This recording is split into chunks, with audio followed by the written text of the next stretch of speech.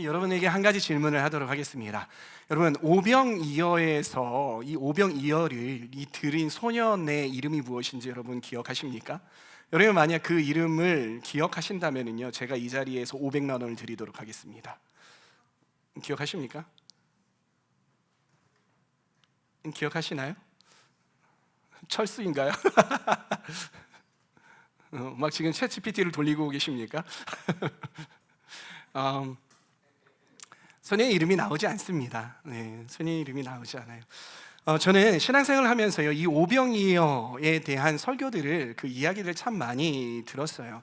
근데 이 오병이어에 대한 이 설교를 들을 때마다 무엇에 포커스가 맞춰져 있냐면요, 이 오병이어, 이 제목도 오병이어잖아요. 이 한 소년이 드렸던 오병이어, 5개의 빵 덩어리와 그리고 2마리의 물고기, 여기에 이제 관점이 많이 맞춰진 것들을 볼 수가 있었어요.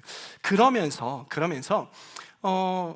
이 설교가 어떻게 진행이 많이 되었냐면요, 이 소년이 드렸던 이 작은 오병이어를 하나님 앞에, 예수님 앞에 드렸으니까 예수님께서 그 많은 인원들을 먹이셨듯이 우리가 가진 작은 헌신들, 그리고 작은 믿음들로 주님을 섬기면 하나님께서 그것들을 예쁘게 보시고 정말 많은 사람들을, 큰 역사들을, 많은 사람들을 먹일 수 있는 큰 역사들을 그렇게 일으켜 주실 것이다라는 그러한 패턴의 설교들을 많이 들어왔습니다. 여러분들은 어떠하십니까?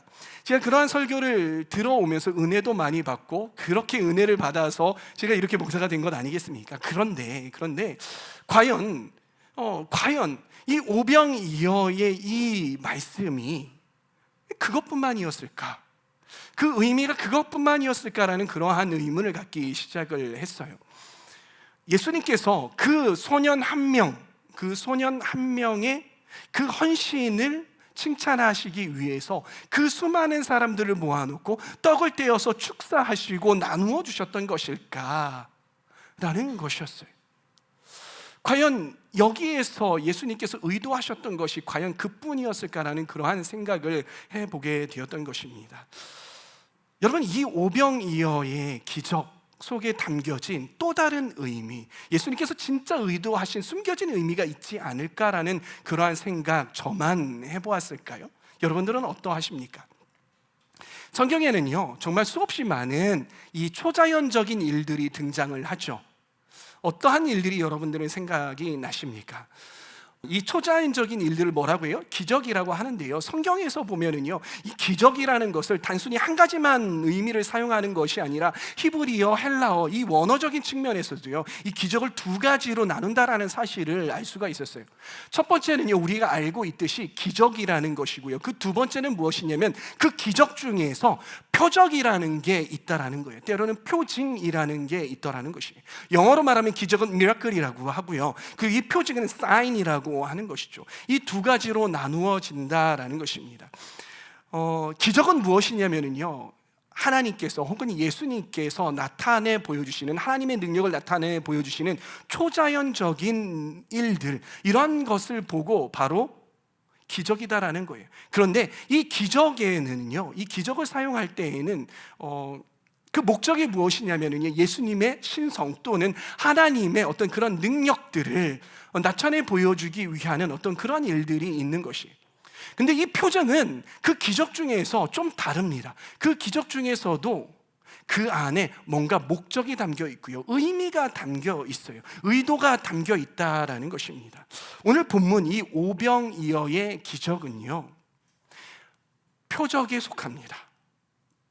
표적에 속해요. 이 기적과 표적 중에서 표적에 속한다라는 것을 알 수 있는 것이에요. 그래서 예수님께서 단지 거기에 모인 수많은 무리들을 한 끼 먹이셨던 것에 의미를 둔 것이 아니라요, 그 사건을 통해서 우리에게 어떠한 진리를, 그 기적을 넘어서 어떠한 진리를 우리에게 알려주시고자 그 목적이 있다라는 것입니다. 구약 성경에서요, 여러분, 하나님께서 초자연적인 기적들을 많이 일으키셨잖아요. 여러분은 어떠한 것들이 생각이 나나요? 홍해 바다를 가르신 사건, 또요? 성경을 안 읽어봐서 모르나요? 그거는 기적이 아니다. 그런가요? 여러분, 만나 사건 어떻게 생각을 하십니까? 만나 사건. 네. 답이 이미 정해져 있는데 왜 물어봐? 뭐 이런 느낌이죠. 네. 만나 사건이 저는 생각이 나더라고요. 출애굽한 이스라엘 백성들에게요, 하나님께서 만나를 내리시잖아요. 광야 생활을 해야 하는 이 이스라엘 백성들이 있어요. 근데 이 이스라엘 백성들이 이 출애굽해서 이 광야로 나아갔던 것이죠. 그러자 하나님께서요, 이 이스라엘 백성들을 먹이셔야 하는데 무엇을 내리셨나요? 이 만나라는 것을 내리셨어요. 여러분, 만나가 어떻게 생겼는지 아시는 사람 있으세요? 안 보았으니 모르죠? 만나가 어떻게 씨앗처럼 생겼어요. 맞아요. 씨앗처럼 생겼어요. 이 까씨라고 하거든요. 까씨. 이 까씨가 뭐냐면 겨자씨래요. 그런데 그 겨자씨만큼 그렇게 작다라는 의미가 아니라 겨자씨처럼 생겼는데 하얀색이래요. 근데 이 맛은 달콤하대요. 송이꿀처럼 달콤하대요. 그래서 이 학자들이 어떻게 이야기하냐면요, 이 만나가 어떻게 생겼냐? 하얀색 시리얼처럼 생겼대요. 콘 이게 있잖아요. 그것처럼 하얀색 그것처럼 생기고 맛이 아주 이게 송이꿀처럼 이렇게 달았대요. 광야 항복판에서 이 살아야 했던 이스라엘 백성들이 몇 명 정도 있다고 생각을 하세요? 몇 명 정도였을까요? 남녀 장정들 어린 아이들까지 대략 200만 명이나 되는, 200명도 아니고 2,000명도 아니고 2만 명도 아닌 200만 명이나 되는 이러한 사람들을 얼마나요? 아침마다 40년 동안이나 먹이신 거예요. 여러분, 이거 대단하지 않습니까? 40년 동안이나 그것을 먹을 수 있게 하나님께서 매일 아침마다 그것들을 내려주신 거예요. 근데 200만 명이 그것들을 아침마다 먹었던 거예요. 그러면 대단하지 않으세요? 이거 기적입니까? 아닙니까? 기적인 것이죠. 그런데 사람들은 참 간사합니다. 이 이스라엘 백성들이 그 만나만 계속해서 먹다 보니까요, 어떻게 해요? 이에 물리기 시작을 했어요. 그러니까 우리가 애굽에 있었을 때에는 이 고기도 먹고 그렇게 했었는데 여기서는 고기도 못 먹고 하면서 불평불만을 하면서 난리가 난 거예요. 여러분, 하나님께서요, 이 이스라엘 백성들이 이렇게 간사한 족속인 거 모르셨을까요? 아셨다고요. 아셨음에도 불구하고요, 이 하나님께서는 이 이스라엘 백성들을 먹이시기 위해서 이 만나를 내리시기로 결정을 하신 거라는 거예요. 그렇다면은요, 하나님께서는 과연 어떠한 의도로 이 만나를 내리셨을까를 생각을 해본 적 있으십니까? 어떠한 의도로 이 하나님께서 이 만나를 내리셨을까? 우리 신명기 8장 3절을 보면서 하나님께서 어떤 의도로 이 백성들에게 만나를 내리셨는지 함께 찾아가 보도록 하겠습니다. 함께 읽어주시겠습니까? 주님께서 당신들을 낮추시고 굶기시다가 당신들도 알지 못하고 당신들의 조상도 알지 못하는 만나를 먹이셨는데 이것은 사람이 먹는 것만으로 사는 것이 아니라 주님의 입에서 나오는 모든 말씀으로 산다는 것을 당신들에게 알려주시려는 것이었습니다. 여러분, 이거는요, 단순히 우리가 기적을 넣으면서 표적인 것이죠. 어떠한 숨겨진 의도가 있는 것이에요. 이 하나님의 의도가 무엇이었습니까? 무엇이었어요? 이 이스라엘 백성들을 매일마다 그냥 너네 먹어 해가지고선 배불리게 생존을 위해서 만나를 내리신 것이 아니라 의도가 숨겨졌는데 그 의도가 무엇이냐면은 너희들이 살아갈 때에 이 세상 가운데 있는 그 양식을 먹는 것만으로 사는 것이 아니야. 그게 다가 아니라는 것이. 그 무슨 의도로 이것을 내리시냐? 너희들이 아침마다 이 만나를 먹음으로 말미암아 이 먹는 음식으로 사는 것이 아니라 하나님의 말씀으로 사는 거야 라는 그러한 뜻이 있었다라는 것이에요. 이러한 의도로 만나를 주셨다라는 것이에요. 그래서 더 궁극적인 목적은 무엇이냐면 너희가 이 세상 가운데 살아가는 동안에 다른 세상 것들로 살아가는 것이 아니라 나로 말미암아 사는 것이야. 내가 주는 말씀으로 나 중심으로 사는 것이 너의 삶의 목적이다 라는 것입니다. 이것이 만나를 허락하여 주신, 이 만나의 기적 속에 담겨 있는 이 하나님의 목적이다라는 것입니다. 그렇기에 이 만나를 내려주신 것은 표적이라는 것이에요.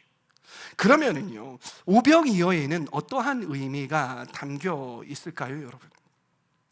오병이어의 기적이 있었을 당시에는요, 이 무리들 그리고 제자들이 있었잖아요. 예수님을 둘러싸고. 이 무리들과 그리고 제자들의 관점은 어디에 있었냐면요, 바로 능력에 있었어요. 무엇에 있었다고요? 능력에 있었다고요. 이 무리들은요, 예수님께서 능력을 베푸셨잖아요. 이 초자연적인 기적을 베풀어 주셨잖아요. 그러니까 그 능력에 초점이 있었어요. 그러다 보니까 예수님께서 오늘 또 무슨 능력을, 어떠한 기적을 베푸시지 않나라는 그러한 기대하는 마음이 있었어요. 그래서 예수님을 졸졸 따라다닌 거예요. 예수님께서 이 베푸시는 기적을 통하여서, 그 능력을 통하여서 떨어지는 그 떡고물이 있을 텐데 그거 내가 좀 받아 먹었으면 좋겠다라는 그런 기대함이 있었다고요. 그래서 쫓아다녔어요. 예수님께서 베푸시는 그 치유를 통해서 내가 그 치유의 수혜자가 되었으면 좋겠다라는 그러한 생각이, 그러한 기대가 있었던 것이고요. 예수님께서 베푸시는 그러한 이 공급하시는 것들을 통해서 내가 한 끼 좀 떼어보려고 하는, 배불리 먹어보고자 하는 그러한 마음들이 있었던 것이에요. 이게 우리가 가지고 있었던 이 능력을 바라보는 그러한 관점이었던 거예요. 그러면 제자들은 어떠한 관점을 가지고 있었을까요? 제자들의 관점은 또 능력에 있었는데 어떠한 관점이 있었냐면요, 이 수많은 사람들이 예수님을 따라서 자기들과 함께 있잖아요. 이 수많은 사람들 우리가 먹일 수 있을까 없을까에 대한 그러한 생각이에요. 우리에게 과연 그러한 능력이 있을까 없을까에 대해서 관심이 있었어요. 그러다 보니까는요, 우리가 이 수많은 무리들, 남자만 하더라도 5,000명이었어요. 그러면은 처자식까지 해서 그 당시 아이들이 2명이 있다고 하면 약 2만 명 정도가 되는 사람들이 정말 예수님 주위에 이렇게 있었는데, 정말 우리에게는 그 2만 명이나 되는 사람들을 먹일 수 있는 능력이 있을까 없을까에 몰두하고 있었던 거예요. 그런데 내린 결론이 무엇이었습니까? 우리는 이들을 먹일 수 있을 만한 그러한 능력이 없어.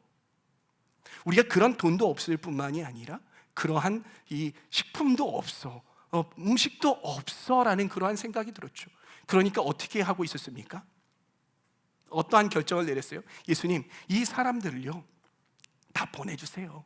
보내서 자기네들이 사 먹든 집에 가서 먹든 그렇게 해주십시오라고 예수님께 요청을 했던 것이죠. 그런데요, 이 예수님의 관점은 좀 달랐습니다. 예수님의 관점은 어디에 있었습니까? 여러분, 예수님의 관점은요, 단순히 이 무리가 한 끼 정도 때우는 것, 무리가 이 한 끼, 이 저녁 한 끼를 먹고서는 배부르는 것, 거기에 예수님의 관점이 있지 않았어요. 예수님의 관점은 어디에 있었냐면요, 예수님이 정말 안타까웠던 것은 무엇이냐면은 이 2만 명이나 되는 이 수많은 무리가 목자 없는 양같이 케어되지 못하고, 이들을 사랑해주지 못하고, 올바른 정치 없이 이들을 막 흩어져서 정말 목자 없는 양같이 이렇게 떠돌아다니는 이 불쌍한 무리, 이들의 영적 상태에 예수님이 관심이 있으셨던 거예요. 그것들을 보고 긍휼히 여기셨다라고 해요. 슬퍼하셨던 거예요. 예수님의 관점은 거기에 있었던 것입니다. 그러기에 예수님께서는요, 초자연적인 일, 기적을 베푸시기로 결정을 하시는 것이죠. 그러면서요, 이 마가복음에서는 나오지 않는데 이 요한복음에 나가보면은요, 그 뒤에 이 오병이어 사건이 있은 뒤에 이러한 이야기가 등장을 해요. 우리 요한복음 6장 35절하고 40절, 왜 예수님께서 이 기적을 베푸셨는가에 대해서 설명을 해주시는 구절이 나옵니다. 함께 읽어보도록 하겠습니다. 예수께서 그들에게 말씀하셨다. 내가 생명의 빵이다. 내게로 오는 사람은 결코 줄이지 않을 것이요, 나를 믿는 사람은 다시는 목마르지 않을 것이다. 또한 아들을 보고 그를 믿는 사람은 누구든지 영생을 얻게 하시는 것이 내 아버지의 뜻이다. 나는 마지막 날에 그들을 살릴 것이다. 예수님께서 이 오병이어의 기적을, 이 표적을 베푸신 그 이유는 어디에 있냐면, 이 목자 없는 양 같은 이들, 육적으로도 먹는 것들이 부족하지만 그보다 더욱더 근본적인 문제는 무엇이었습니까? 영적으로 먹을 것을 제대로 먹지 못해서 저렇게 불쌍하게 살아가고 있는 저 무리들에게 먹임으로 말미암아 단순히 이들이 음식을 먹음으로 사는 것이 아니라 하나님의 말씀을 먹고 살아가는 것이다, 그것이 너희들이 진정 공급받아야 할 것이다라는 것을 알려주기 위해서 이 표적을 베풀어 주셨다라는 것이죠.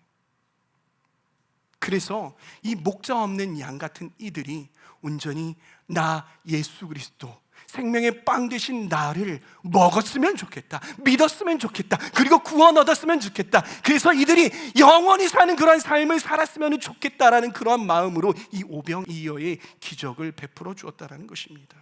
이것이 예수님이 오병이어의 기적을 일으키신 진짜 이유였던 것이죠. 기적에 넘어서 있는 진짜 의미, 진짜 진리였던 것입니다.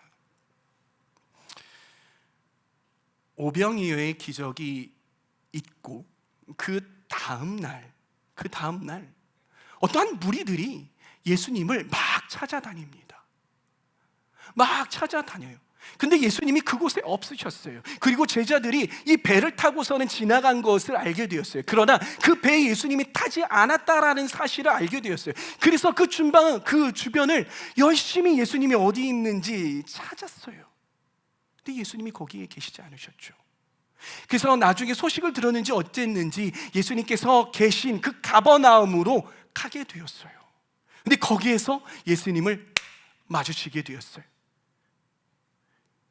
예수님을 보게 되었어요. 근데 이 무리가요, 예수님을 향하여서 물어봐요. 뭐라고 물어봐요? 예수님, 선생님이요, 언제 여기 오셨습니까? 라고 물어보는 거예요. 여러분, 예수님이 언제 여기 오셨어요? 라는 이 말의 뜻이 어떠한 뜻인지 여러분 유추가 되십니까? 이 물어보는 이 질문의 진짜 의미는 예수님 도대체 몇 시에, what time, 몇 시에 예수님이 여기에 오셨어요? 그 언제 오셨는가를 궁금해하는 것이 아니었어요.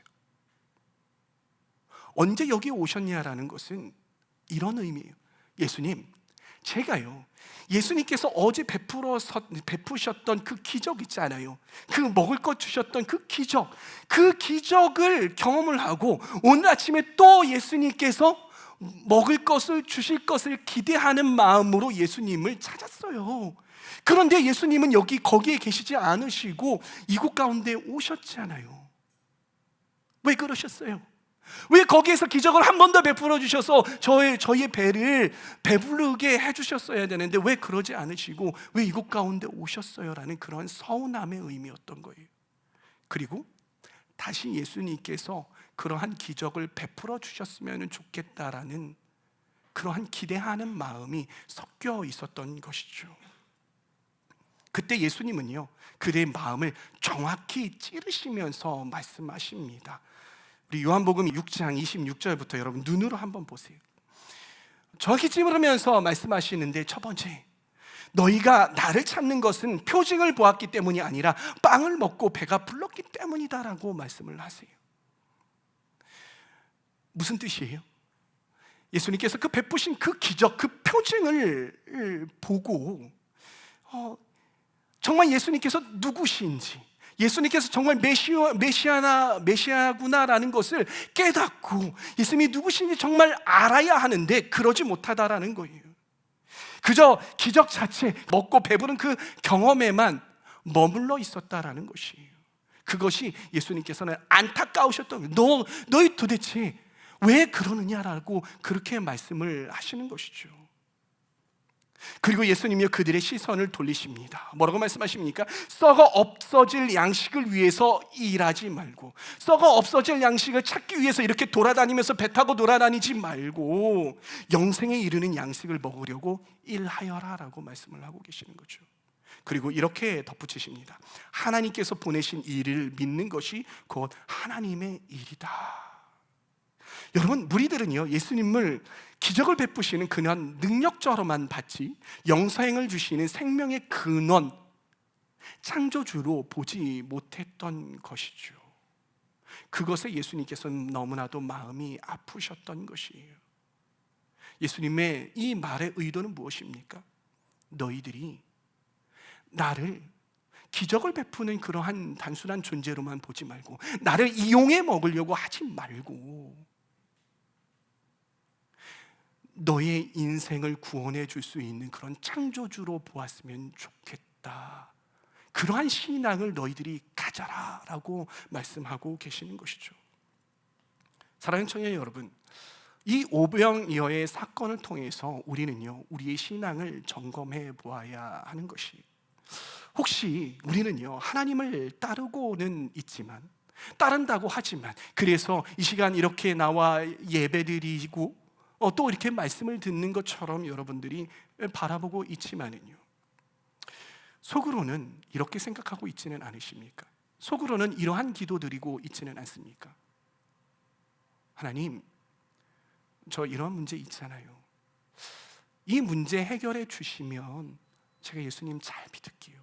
예수님 잘 따라갈 수 있을 것 같아요. 예수님, 저에게 이러한 환경들이 있잖아요. 이거 넘어서기 어려운 환경들이 있잖아요. 이러한 환경들 주님께서 해결해 주시고 잘 되게 해주시면 제가 예수님 따라갈게요. 예수님, 저에게 이것들 해결되는 것들 보여주세요. 그럼 제가 많은 것들을 주님 앞에 드리겠습니다라는 그러한 고백, 그러한 기도하고 계시지는 않으십니까? 여러분, 이거는요, 정말 죄송하지만 믿음 생활이 아닙니다. 이것은 믿음이라고 할 수 없어요. 이건 주님과 거래하는 것입니다. 여러분, 이것은 온전한 신앙이라고 할 수 없어요. 조건적인 신앙인 것이죠. 예수님은요, 오늘도 우리에게 이 오병이어의 기적을 통하여서 말씀하고 계시는 줄 믿습니다. 어떻게 해요? 얘들아, 너희는 나를 너희의 문제를 해결하는 그러한 도구로 보지 않았으면 좋겠다. 나는 너희의 창조주다. 내가 너희를 만들었다. 그리고 너희의 인생들을 온전히 구원할 수 있는 유일한 창조주다. 너희가 나를 바라볼 때 그러한 하나님으로, 그러한 예수님으로 봤으면 좋겠다 얘들아 라고 말씀하고 계시는 줄 믿습니다. 여러분, 예수님께서는요, 기적을 통해서 우리의 필요를 채우실 수 있는 분이지만은요, 그보다 더 중요한 건 무엇이냐면 그 기적을 통해서 그 예수님이 누구신지를 제대로 볼 수 있는 그 믿음의 눈이라는 것입니다. 여러분, 이제는요, 우리 믿음의 방향을 바꿔야 되는 때인 줄 믿으시기 바랍니다. 그래서 여러분, 우리가 기도할 때 이렇게 기도해야 되지 않겠습니까? 주님, 제가 그동안 주님을 너무나도 이용해 먹었던 것 같습니다. 나의 뜻을 이루기 위해서 주님 앞에 나아가지 않았는지 돌아보길 원합니다. 내가 원하는 기도 제목, 내가 바라는 바가 이루어지면 하나님 앞에 감사하고, 그렇지 않으면 시험 들고 주님께 삐지고 넘어지는 그러한 신앙생활 이제는 청산하고 싶습니다. 주님, 나의 창조주가 되어 주시옵소서. 주님, 나의 진짜 왕이 되어 주시옵소서. 그래서 주님, 내 뜻이 이루어지는 것을 기대하고 소망하는 것이 아니라 나의 삶 가운데 하나님의 뜻 이루어지게 역사하여 주시옵소서. 주님, 그 길이 쉽지 않을 것이라는 것 제가 압니다. 그러나 주님, 저를 도와주시어서 주님의 뜻이 어떠한 상황 속에서도 이루어질 수 있도록 저를 도와주시옵소서. 저와 함께하여 주시옵소서. 성령님, 제가 넘어지지 아니하도록 끝까지 주님의 길을 선택할 수 있도록 도와주시옵소서라고 그렇게 기도해야 되지 않겠습니까? 결핍 속에서도, 고난 속에서도 저는 주님을 온전히 따르겠습니다라고 고백하는 저와 여러분들이 되었으면 좋겠습니다. 이 고백이 우리 입술에서 울려 펴지기를 축복합니다. 기적에 머무르지 말고 그 기적 뒤에 있는 진리를 바라보며 그 진리를 이뤄가기 위해서 나아가는 저와 여러분들 다 되기를 소망합니다. 우리 기도할까요?